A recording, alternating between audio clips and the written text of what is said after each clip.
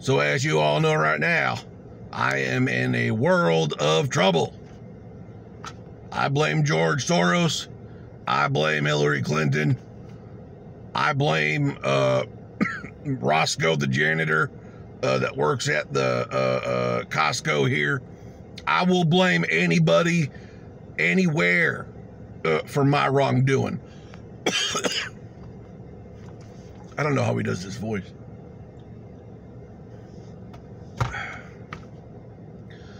I will literally blame my own mother before I take responsibility for my own actions. Well, unless you're in a court of law, then you're forced to. I guess Sandy Hook was real. Oh, what a clown show. So Alex Jones is in a world of trouble. If you haven't been following it, you're really missing out on the best entertainment you never thought you needed in your life.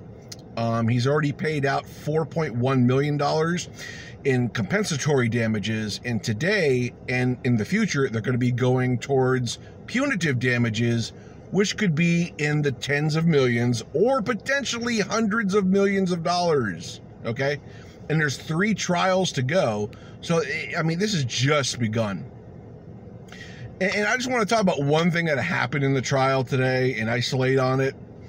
Like, Jones's lawyer accidentally gave the prosecution, supposedly, 2 years of text messages that Alex Jones said he didn't have. And the prosecution grilled him. I'm sure most of you have seen the video. And Alex Jones was on the stand and he was stunned. And he said, yep, this is your Perry Mason moment. And it was a total gotcha moment. It was beautiful to see. Because this guy has caused so much pain that none of us could even understand. Like, think about the grieving parents that had to go through that with their murdered children. And then this guy sending people to their house. I mean, it's unthinkable, the misery this guy has caused. Anyways, those text messages. I don't want to sound too much like a conspiracy nut here, ironically, but I think there's a good chance, I'll hedge a little, there's a good chance that Jones's lawyer threw him under the bus. With some benefit of the doubt. Because he can play the fool and say, I accidentally sent those, Alex. But I really think there was so much criminality within those 2 years of text messages that the lawyer just said,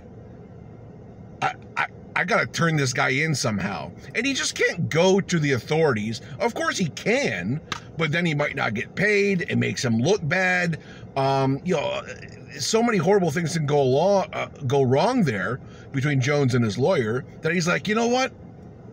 How about if I just send these text messages to the prosecution and then we'll claim it was an accident? It sounds plausible to me. It's plausible in many ways. But I really believe there's so much criminality going back 2 years in those text messages. You have to understand, January 6th text messages are in there.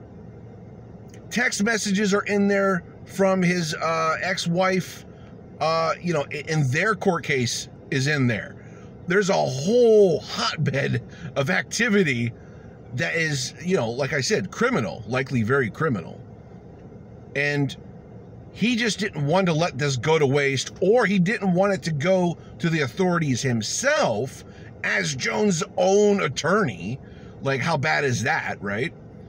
Oh, he does just make it look like an accident. I'll send you 2 years of unfettered text messages. And, you know, whoops, I sent him on accident. Oopsie. You know, he gets the benefit of the doubt of being a bumbling fool, like just a crappy lawyer. So I really think that happened. And if that did happen, I will call George Soros personally and tell him I don't like him. I don't like your puppet, who is now my lawyer. I know what you're up to, George. You set me up. And you will not get 75% off my Patriot powder. You, sir, will get a 25% discount. Gotcha. Nice try.